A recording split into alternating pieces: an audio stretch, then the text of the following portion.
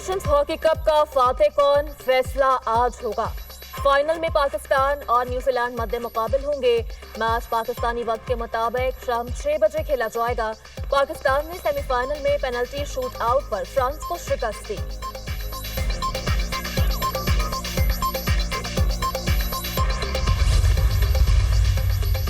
Israel एक दहशतगर्द रियासत है। इसके हाथ मुसलमानों के खून से रंगे हैं। सहूनी रियासत पूरे खत्ते में अपना तसल्लुत कायम करना चाहती है। नेतन्याहू की हुकूमत खत्ते के अमन में सबसे बड़ी रुकावट है। ईरान पर इसराइल के हमले की सख्त मजम्मत करते हैं। इसराइल पूरे खत्ते को जंग में धकेलना चाहता है। ईरान को अपने दिफा का पूरा हक है। यकीन है ईरान ये जंग जीतेगा। मुसलमान मुत्तहिद होकर इसराइल के खिलाफ आवाज बुलंद करें। तुर्क सदर तैयब एर्दोगान का ओआईसी इजलास से खिताब। मसला फलस्तीन के 2 रियासती हल का मुतालबा।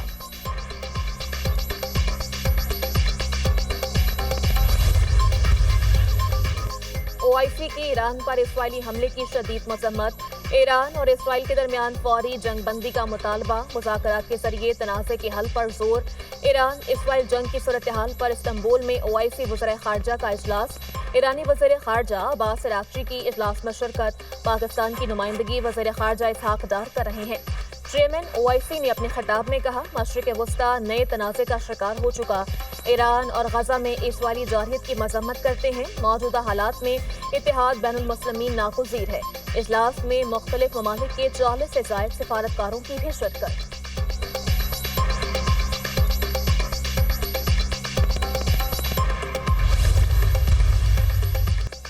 ईरान इसराइल जंग रुकवाने के लिए न्यूयॉर्क में यूएन की सलामती काउंसिल का इजलास आज होगा। जिनीवा में ईरानी वज़ीर ख़ारजा से जर्मनी और बरतानिया के वज़ीर ख़ारजा के मुज़ाकरात। तेहरान का यूरेनियम अफज़ूदा करने के हक पर इसरार। ईरानी वज़ीर ख़ारजा अब्बास अराग़ची का अमरीका पर धोखा देने का इल्ज़ाम। कहा, अब अमरीका पर यकीन करना मुमकिन नहीं। अमरीका ने सिफारती अमल को धोखा दही में तब्दील कर दिया।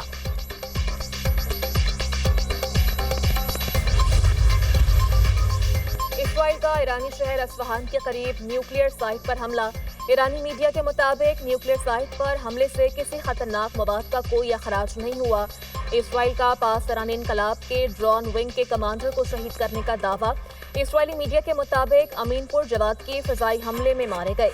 कुद्दुस फोर्स के फलस्तीन कोर के कमांडर सैयद एज़दी तेहरान में फिजाई हमले में शहीद।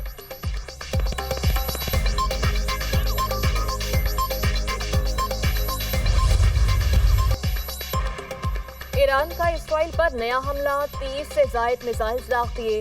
तल अवीव, हिफा समेत इसराइल के मुतादिद शहरों में धमाके। मिसाइल के टुकड़े लगने से डैंगिश में रिहायशी इमारत में आग लग गई। हमलों में इसराइल के फौजी मराकज़ 2 फ़िज़ाई अड्डों को निशाना बनाया। ईरान में इसराइली जासूसों के खिलाफ कार्रवाइयाँ जारी। सूबा कुम से 22 इसराइली जासूस गिरफ्तार। बरतानिया और आयरलैंड का तेहरान से सिफारती अमला वापस बुलाने का फैसला।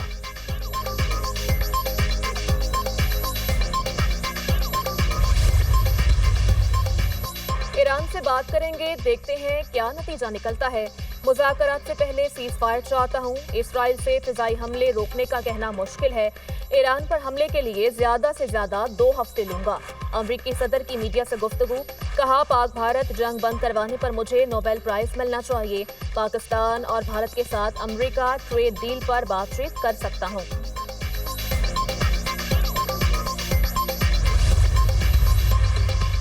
रूस कह चुका है ईरान के एटमी हथियार हासिल करने के शवाहिद नहीं।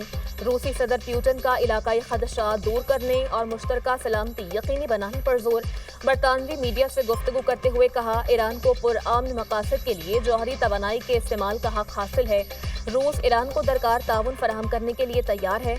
ईरान और इसराइल दोनों को मुज़ाकरात में लचक दिखानी चाहिए। मसले के हल के लिए रास्ते और तरीके मौजूद हैं।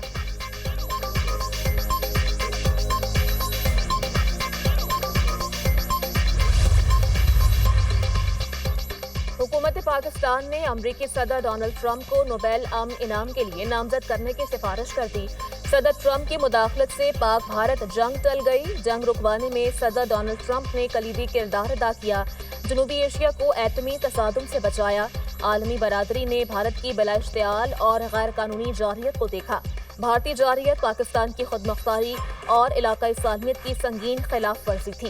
صدر ٹرمپ کا کردار عالمی امن اور مشرق وسطی میں استحکام کے لیے اہم قرار۔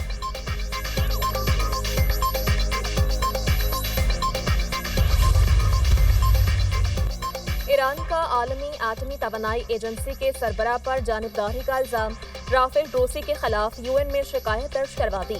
ایرانی مندوب امیر سعید ایرابانی کا سیکورٹی کونسل کو رافیل گروسی کے خلاف خط۔ رافیل گروسی ایران کی پرامن جوہری سرگرمیوں کے تحفظ میں ناکام رہے، اسرائیلی دھمکیوں کے خلاف کوئی اقدام نہیں کیا۔ رافیل گروسی کے حالیہ بیانات سیاسی اور جانبدارانہ رویے کی عکاسی کرتے ہیں۔ خط کا متن: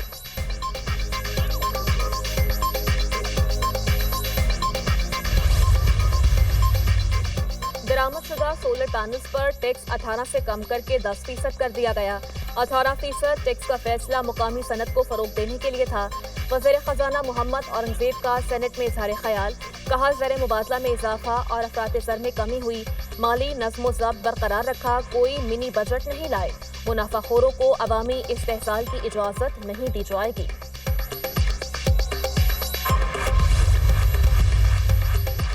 چینی مافیا بے لگام، مختلف شہروں میں قیمتیں ریکارڈ سطح پر پہنچ گئیں۔ چینی فی کلو قیمت 195 روپے تک فروخت ہونے لگی۔ اسلام آباد میں سب سے زیادہ مہنگی چینی 195 روپے فی کلو میں دستیاب۔ کراچی اور پشاور کے شہری بھی فی کلو چینی 190 روپے میں خریدنے پر مجبور۔ بہاولپور اور ملتان میں فی کلو چینی کی قیمت 180 روپے ہے۔ سکھر اور لاڑکانہ میں فی کلو چینی کی قیمت 175 روپے ریکارڈ۔ حکومت چینی کی برآمد کے بعد 7.5 لاکھ ٹن چینی درآمد کرنے کا فیصلہ کر چکی۔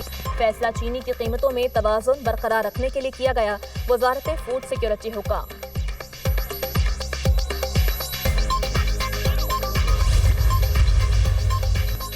جمہوری اور سیاسی جدوجہد کی روشن علامت بے نظیر بھٹو کی سالگرہ۔ آئین کی سربلندی اور آمریت کے خلاف ان کی پرعزم اور نڈر تحریک تاریخ کا سنہرا باب ہے۔ انہوں نے میثاق جمہوریت سے ملکی سیاست میں ایک نئے دور کا آغاز کیا۔ محترمہ نے آئین اور جمہوریت کی خاطر بے پناہ قربانیاں دیں۔ پارٹی رہنما اور کارکنان بے نظیر بھٹو کے مشن کو جاری رکھنے کے لیے پرعزم۔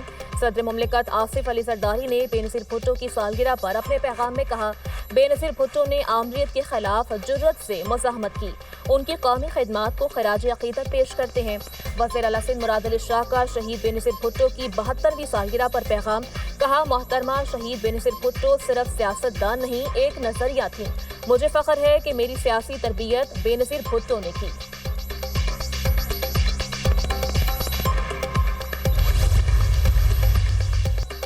پنجاب کے تمام ہسپتالوں پر خصوصی توجہ دی جا رہی ہے۔ مریم نواز صوبے کی خدمت کے لیے دن رات کوشاں ہیں۔ ان کے شروع کردہ منصوبے تکمیل کے مراحل میں ہیں، کچھ مکمل بھی ہو چکے۔ مہنگائی میں کمی میں وزیر اعلیٰ پنجاب کا کلیدی کردار ہے۔ وزیر اطلاعات پنجاب عظمہ بخاری کی نیوز کانفرنس۔